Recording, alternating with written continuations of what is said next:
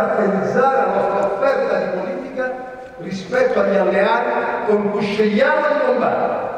Questa relazione, che per forza di cose, scusatemi, non potrà essere sintetica, ma 3 anni sono un'eternità in politica, questa relazione ambisce a indicarvi nell'ambito di un centrodestra che sappia capire quanto è importante rappresentare anche un mondo che non sopporta la sinistra e chiede una ragione per non rifugiarsi nell'astensionismo.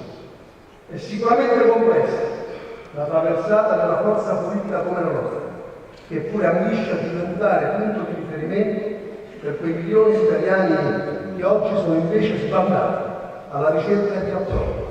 Quell'approdo dobbiamo garantirlo noi, senza coltivare una vocazione o un estremismo sterile, ma indicando la via di una politica intransigente, dalla parte del popolo, mai contro.